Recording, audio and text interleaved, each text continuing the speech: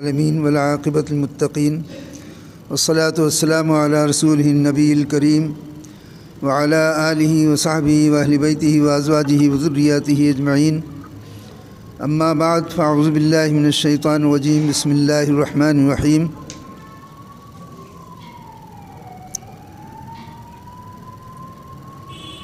والذین اذا فعلوا فاحشة او ظلموا انفسهم ذکروا اللہ فاستغفروا لذنوبهم ومن يغفر الذنوب الا الله ولم يصروا على ما فعلوا وهم يعلمون اولئك جزاؤهم مغفرة من ربهم وجنات تجري من تحتها الانهار خالدين فيها ونعم اجر العاملين صدق الله مولانا العظيم وصدق رسوله النبي الكريم.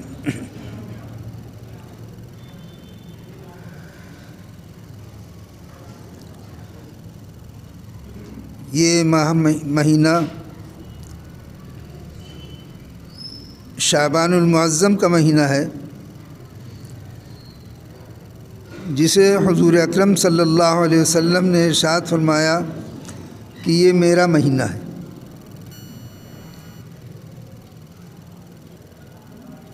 اور شعبان رجب اور رمضان کے درمیان کا مہینہ ہے. تو یہ مہینہ شعبان کا ہے جس کے بارے میں حضور اکرم صلی اللہ علیہ وسلم نے ارشاد فرمایا کہ یہ میرا مہینہ ہے، اپنی طرف نسبت فرمائی. حضور اکرم صلی اللہ علیہ وسلم امت کے لیے کتنے شفیق و مہربان ہیں کہ سراپا وہ رحمت ہے. خداوند تعالیٰ انہوں نے رحمت للعالمین بنا کر بھیجا، اور ہماری کوئی بھی نعمت زمین سے لے کے آسمان تک، کوئی بھی نعمت خداوند تعالیٰ کی ایسی نہیں ہے کہ جو بغیر رحمت کے حاصل ہوتی. رحمت کے بغیر کوئی نعمت حاصل نہیں ہو سکتی، اور نعمتوں کے حصول کا سبب اللہ رب العزت نے نبی کریم صلی اللہ علیہ وسلم کو بنایا کہ انہیں رحمت للعالمین بنا کر بھیجا. سارے عالم کے لیے، تمام جہانوں کے لیے رحمت بنا کر بھیجا. تو آپ نے شفقت و مہربانی و رحمت سے اس مہینے کو اپنی طرف منسوب فرمایا کہ یہ میرا مہینہ ہے. یعنی خداوند تعالیٰ کی رحمت، اس کی شفقت و برکت اس مہینے میں بے شمار امت کو حاصل ہوگی. جس طرح سے بخشش کے لیے ہمارے اور اللہ رب العزت کے درمیان حضور اکرم صلی اللہ علیہ وسلم ایک ذریعہ اور وسیلہ ہے. تو یہ مہینہ بھی خداوند تعالیٰ نے رجب اور رمضان کے بیچ میں بنایا ہے. یہ رحمت کا ذریعہ اور رحمت کا وسیلہ ہے. اس مہینے کے اندر خداوند تعالیٰ نے خصوصی طور پر گناہوں کے بخشنے اور مغفرت عطا کرنے کا وقت بنایا ہے. یہ مہینہ خداوند تعالیٰ کی طرف سے رحمت و مغفرت کا مہینہ ہے. اس کے بارے میں پچھلے جمعے کو بتایا گیا تھا کہ اس مہینے کے اندر جو 5 حرف ہیں، اس کا ایک ایک حرف ہمیں خداوند تعالیٰ کی رحمت و برکت کی طرف، مغفرت کی طرف پکارتا ہے. کہ اس مہینے میں جو محنت کرے گا، پہلا حرف اس میں شعبان شین ہے، جو اس بات کی دلیل ہے کہ خداوند تعالیٰ اس مہینے کے اندر اپنے بندوں کو شرف قبولیت عطا فرماتا ہے. دوسرا حرف عین ہے، جو اس بات پر اشارہ ہے کہ اس مہینے کے اندر خداوند تعالیٰ عبادتوں کو قبول فرماتا ہے اور درجات کو بلند فرماتا ہے۔ علو درجات ہوتے ہیں، مرتبے بلند ہوتے ہیں۔ تیسرا حرف با ہے کہ اس مہینے میں جو شخص عبادتیں کرتا ہے، خداوند تعالیٰ کی طرف رجوع کرتا ہے، اسے بے شمار نیکیاں حاصل ہوتی۔ اس لیے کہ خداوند تعالیٰ نے اس کے جو با ہے یہ خداوند تعالیٰ کی اسماء حسنہ میں سے دو نام ہیں، ایک بر، ایک بار۔ تو خداوند تعالیٰ بر کے معنی نیکی کے ہیں، خداوند تعالیٰ نیکیاں عطا کرنے والا ہے اور رحمتیں عطا کرنے والا ہے۔ تو یہ خداوند تعالیٰ کی طرف یہ حرف ہماری رہنمائی کرتا ہے کہ اس مہینے میں جو شخص عبادتیں کرے گا، خداوند تعالیٰ اسے مزید علو درجات عطا فرمائے گا، اسے نیکیاں عطا فرمائے گا۔ چوتھا حرف اس میں الف ہے، جو اس بات کی طرف ہمیں بلاتا ہے کہ اس مہینے کے اندر کثرت سے عبادت کرو تو خداوند تعالیٰ کی الفت و محبت تمہیں بے شمار ملے گی، خداوند تعالیٰ کی طرف الفت ملے گی، محبت ملے گی۔ اور پانچواں حرف اس میں نون ہے، جو اس بات کی طرف اشارہ کرتا ہے کہ خداوند تعالیٰ کی طرف سے اس مہینے میں توبہ اور استغفار کرنے والے کو اور نیکیاں کرنے والے کو، عبادتیں کرنے والے کو خداوند تعالیٰ نور عطا فرماتا ہے، اس کے دل و دماغ میں نور بھرتا ہے، اس کا دل نورانی ہوتا ہے، اس کی زبان نورانی ہوتی ہے، اس کی آنکھوں میں نورانیت آتی ہے، اس کے دماغ روشن ہوتے۔ تو یہ اس مہینے کا ایک ایک حرف جو ہے ہمیں خداوند تعالیٰ کی طرف ہماری رہنمائی کرتا ہے۔ یہ ایسا عظیم مہینہ ہے، ظاہر ہے کہ اس کی نسبت جب نبی کریم صلی اللہ علیہ وسلم کی طرف ہے تو نبی کریم صلی اللہ تعالیٰ علیہ وسلم تو امت کے لیے پل پل سراپا رحمت ہے، ہمارے لیے مغفرت اور رحمت کا سبب ہی وہی ہے۔ آگے آنے والا مہینہ، جیسا پہلے پچھلے جمعے کو بھی ذکر آیا تھا کہ یہ مہینہ بیچ میں ہے، تین زمانے ہوتے ہیں، تین حال ہوتے ہیں، ایک وہ وقت ہے جو گزر گیا، ایک وہ وقت ہے جو آنے والا ہے، ایک وہ وقت ہے جو درمیان میں چل رہا ہے۔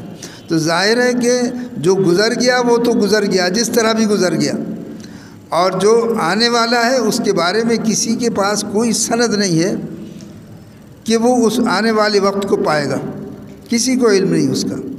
تو اب جو وقت گزر رہا ہے ہمارا، جو حال ہے ہمارا، وہی ہمارے لیے غنیمت ہے، اسی کو ہمیں غنیمت سمجھنا چاہیے۔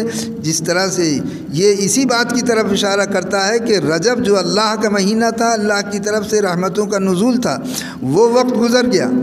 رمضان المبارک جو رحمتوں کی بارش کا مہینہ ہے وہ آنے والا ہے، اس کا تمہیں علم نہیں کہ تم پا سکو گے یا نہ پا سکو گے۔ تو پھر اب جو وقت گزر رہا ہے اسے غنیمت سمجھو اور توبہ استغفار کو کثرت سے کرو۔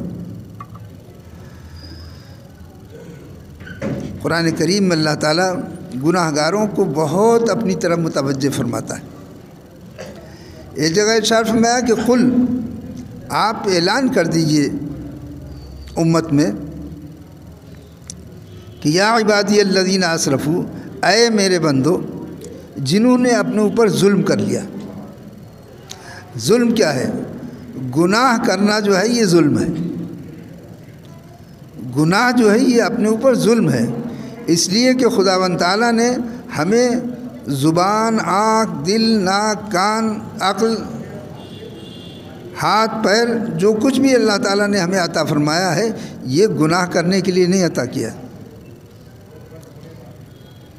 یہ گناہ کرنے کے لیے ہم کو یہ جسم نہیں دیا گیا ہے، یہ جھوٹ بولنے کے لیے ہمیں زبان نہیں دی گئی ہے، یہ غیبت کرنے کے لیے ہمیں زبان نہیں دی گئی ہے، یہ دوسروں کو گالی دینے کے لیے ہمیں زبان نہیں دی گئی۔ ہمیں اللہ نے زبان دی ہے اپنا ذکر کرنے کے لیے، اپنی طاعت و عبادت کرنے کے لیے، اپنے قرآن کی تلاوت کرنے کے لیے، نمازیں قائم کرنے کے لیے، توبہ اور استغفار کے لیے زبان اس لیے دی گئی۔ آنکھیں ہمیں خداوند تعالیٰ نے دی ہیں اس لیے دی ہیں کہ ہم اس کے کلام پاک کی طرف دیکھیں، اچھائیوں کی طرف دیکھیں، بھلائیوں کی طرف دیکھیں، برائیوں کی طرف نظر نہ دیکھیں۔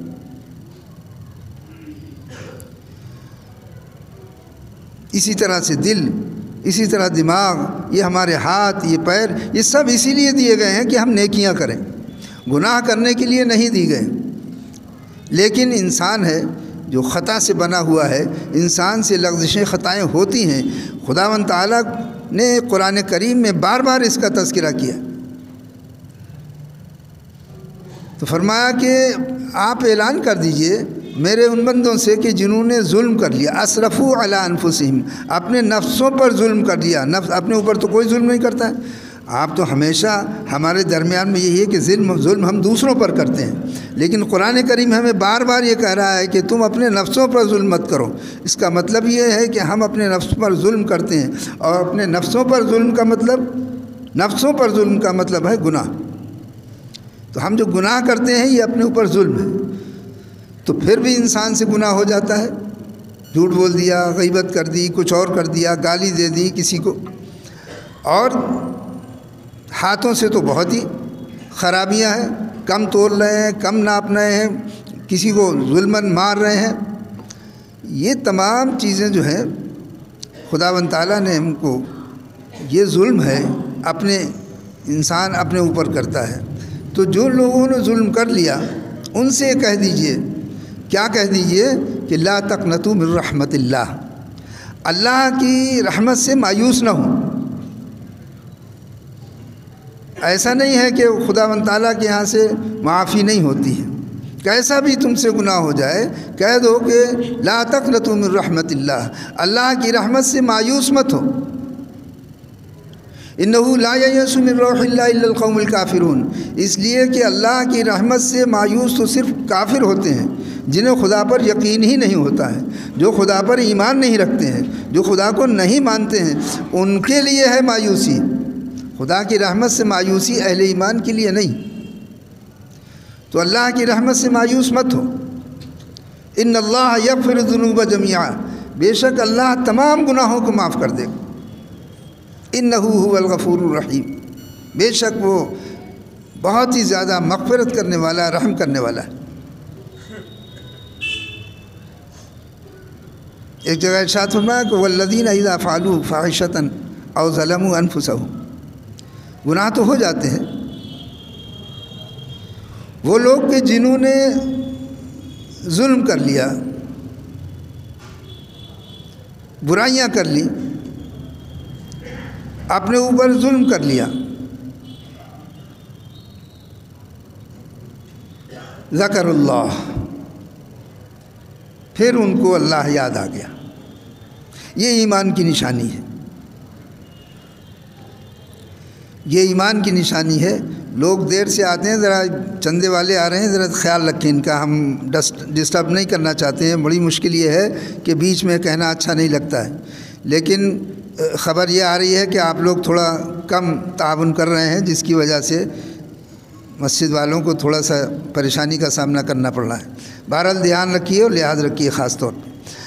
تو جو پھر گناہ ہو گئے تو ذکر اللہ، انہیں اللہ یاد آ گیا، اللہ کا ذکر انہوں نے کر لیا۔ فاستغفروا لذنوبہم، اور اللہ کو یاد کرنا کیا ہے کہ جب انسان سے غلطی ہو جائے، انسان نے خطا ہو گئی، تو وہ اللہ کو یاد کرے گا۔ کس طرح اللہ کو یاد کرے گا؟ کہ استغفار کرے، اپنے گناہوں کی معافی طلب کرے۔ فاستغفروا لذنوبہم، وہ پھر اللہ کیا بہترین رحم والا جملہ فرماتا ہے کہ وَمَن يَغْفِرُ الذُّنُوبَ إِلَّا اللَّهُ، اللہ کے سوا گناہوں کو کون معاف کرے گا؟ مَن يَغْفِرُ الذُّنُوبَ إِلَّا اللَّهُ، تم خداوند تعالیٰ سے استغفار طلب کرو، گناہوں کی معافی چاہو، اس لیے کہ تمہارے گناہوں کو معاف کرنے والا سوائے خداوند تعالیٰ کے اور کون ہے؟ مَن يَغْفِرُ الذُّنُوبَ إِلَّا اللَّهُ، اللہ کے سوا کون ہے جو گناہوں کو معاف کر دے گا؟ کوئی نہیں۔ ایک حدیث پاک ہے کہ جب بندہ گناہ کر لیتا ہے اور توبہ کرتا ہے تو خداوند تعالیٰ اس کی طرف توجہ نہیں فرماتا۔ ایک بار توبہ کرتا ہے تو خداوند تعالیٰ اپنی ناراضگی جتاتے ہوئے دکھاتے ہوئے اس کی طرف سے اعراض کر لیتا ہے، اس کی طرف توجہ نہیں فرماتا۔ لیکن وہ بندہ پھر خداوند تعالیٰ کی طرف رجوع کرتا ہے اور پھر اپنے گناہوں کی معافی کرتا ہے، روتا ہے، گڑگڑاتا ہے۔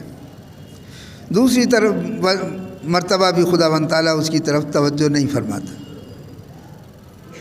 لیکن وہ بندہ اپنے گناہوں کی معافی کے لیے طلب کرنے کے لیے لگا رہتا ہے، مستقل لگا رہتا ہے۔ جب بار بار خداوند تعالیٰ کی طرف رجوع کرتا ہے اور روتا ہے اور گڑگڑاتا ہے اور کہتا ہے کہ پروردگار من یغفر الذنوب الا اللہ، تیرے سوا کون ہے معاف کرنے والا، تو ہی میرے گناہوں کو معاف کرنے والا ہے، تو خداوند تعالیٰ اس کی طرف توجہ فرماتا ہے۔ تیسری مرتبہ میں خداوند تعالیٰ اس کی طرف توجہ فرماتا ہے، اور جب وہ بندہ استغفار کرتا ہے، روتا ہے، گڑگڑاتا ہے، تو خداوند تعالیٰ اپنے فرشتوں کو متوجہ کر کے ارشاد فرماتا ہے کہ بندو، میرا یہ بندہ مسلسل مجھ سے توبہ کر رہا ہے، مسلسل اپنے گناہوں کی معافی چاہ رہا ہے، مسلسل مجھ سے معافی مانگ رہا ہے، اب مجھے شرم آتی ہے کہ میں اس کے گناہوں کو معاف نہ کروں۔ اللہ اکبر۔ رب تعالیٰ استحیا فرماتا ہے اس بات سے کہ وہ ہمارے گناہوں کو معاف نہیں کرے گا۔ ہمیں کتنی شرم آتی ہے، ہمیں شرم نہیں آنا چاہیے۔ خداوند تعالیٰ سے بار بار خداوند تعالیٰ سے اپنے گناہوں کی معافی کی طلب کی، ہمیں استغفار اور توبہ کرتے رہنا چاہیے، ہمیں پیچھے نہیں ہٹنا چاہیے۔ اور توبہ اور استغفار یہ نہیں ہے کہ ایک بار کہہ دیا اور اس کے بعد ختم، دل سے انسان توبہ اور استغفار کرے اور مستقل اس میں لگا رہے، یہ سوچتے ہوئے کہ پتہ نہیں ابھی معاف ہوئے کہ نہیں ہوئے، ابھی معاف ہوئے کہ نہیں ہوئے، معاف ہوئے کہ نہیں ہوئے۔ مستقل توبہ اور استغفار میں لگا رہنا چاہیے۔ استغفار کتنی عظیم چیز ہے۔ حضور اکرم صلی اللہ علیہ وسلم افضل المرسلین، خاتم النبیین، خداوند تعالیٰ کے محبوب، جن کے صدقے میں ساری کائنات بنی، جن کے لیے ساری کائنات بنائی گئی، وہ فرماتے ہیں کہ میں دن میں 70 مرتبہ استغفار کرتا ہوں۔ میں خداوند تعالیٰ سے 70 مرتبہ استغفار طلب کرتا ہوں۔ یہ ہماری تعلیم کے لیے ہے کہ ہمیں کتنا کرنا ہے، ہمیں کتنی استغفار طلب کرنا چاہیے۔ وَمَن يَغْفِرُ الذُّنُوبَ إِلَّا اللَّهُ۔ لیکن یہ استغفار، اس کا پتہ کیسے چلے گا کہ ہماری استغفار جو ہے مقبول ہو گئی، اور ہم آگے کیا کریں؟ خداوند تعالیٰ خود ہی فرماتا ہے کہ دیکھو، اس کی پہچان یہ ہے کہ وَلَمْ يُصِرُّوا عَلَىٰ مَا فَعَلُوا وَهُمْ يَعْلَمُونَ، پھر وہ گناہوں پر اصرار نہیں کرتے۔ استغفار کا یہی ہے کہ جب انسان دل سے استغفار کرے تو پھر ان گناہوں کی طرف پھر دوبارہ متوجہ نہ ہو، ان کو چھوڑ دے۔ ایک بزرگ کا واقعہ پڑھ رہا تھا کہ ایک بزرگ کے سامنے، وہ غالباً ابو بکر شبلی تھے، رابعہ بصریہ کے پاس ایک صاحب بیٹھے، انہوں نے اپنا تمام دنیا کی مذمت بہت دیر کری کہ جی دنیا اتنی خراب ہے اور میں نے تو اسے چھوڑ دیا اور بالکل ترک کر دیا اور یہ کر دیا اور وہ کر دیا۔ وہ بہت دیر تک وہ دنیا کی خرابی بیان کرتے رہے رابعہ بصریہ رضی اللہ عنہ کے پاس، اور کہتے رہے کہ یہ اتنی خراب ہے اور اتنی ذلیل ہے اور اتنی مذمت کے قابل ہے، ہم نے اس دنیا کو چھوڑ دیا ہے، ترک کر دیا ہے۔ کافی دیر ہو گئی تو اس کے بعد حضرت رابعہ بصریہ رحمۃ اللہ علیہ نے فرمایا، اچھا اٹھ، چل جا یہاں سے، جاؤ اٹھ جا ہمارے پاس سے۔ تو کہا کیا بات ہو گئی؟ کہا اتنی دیر ہو گئی، اگر تو نے دنیا کو چھوڑ دیا تھا جس سے انسان نفرت کرتا ہے، اس کا تو ذکر بھی نہیں کرتا ہے، تو اتنی دیر تک تو نے میرا ٹائم خراب کیا۔ میری سماعت خراب کری، اتنی دیر تک میرا وقت خراب کیا کہ دنیا یوں ہے یوں ہے یوں ہے، دنیا کا بار بار تو تذکرہ کر رہا ہے اور کہہ رہا ہے کہ میں نے دنیا چھوڑ دی۔ تو استغفار کا مطلب یہی ہے، دنیا کے ترک دنیا کا مطلب یہی ہے کہ پھر اس کی طرف توجہ نہیں ہونا چاہیے۔ وَلَمْ يُصِرُّوا عَلَىٰ مَا فَعَلُوا، پھر جو کچھ وہ کر چکے اب وہ دوبارہ اس کی طرف نہیں جاتے ہیں۔ وَهُمْ يَعْلَمُونَ، لیکن انسان ہے، خداوند تعالیٰ نے ایک ایک لفظ میں رحمت اور شفقت رکھی، ایک ایک لفظ میں،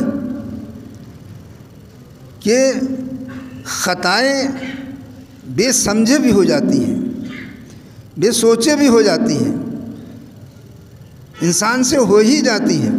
اس لیے قرآن کریم میں آگے لفظ فرمایا کہ وَهُمْ يَعْلَمُونَ، جان بوجھ کر زبردستی پھر گناہ کو نہیں کرتے، پھر ہو جائے پھر معافی مانگ لیں، پھر ہو جائے پھر معافی مانگ لیں، لیکن قصد نہ کرے گناہ کرنے کا، ارادہ نہ کرے گناہ کرنے کا، اصرار نہ کرے اسے، بار بار نہ کرے اسے۔ تو خداوند تعالیٰ اپنے بندوں کی نہایت مغفرت فرمانے والا۔ تو یہ مہینہ توبہ اور استغفار کا ہے، کثرت سے توبہ استغفار کرنے کی ضرورت ہے۔ اس مہینے کے اندر انسان کے گناہ معاف ہوتے ہیں۔ یہ آنے والا وقت جب وقت آئے گا تو اس وقت انسان جو ہے ایسا صاف ستھرا ہوگا جب رحمتیں آئیں گی، رمضان المبارک کی بارشیں ہوں گی رحمت کی، تو پھر انسان کو اس کا فائدہ پہنچے گا۔ یہ ایسے ہی ہے جیسے آپ کھیتی کرتے ہیں، پودے لگاتے ہیں، کھیتی کرتے ہیں، تو پہلے زمین کو تیار کریں گے۔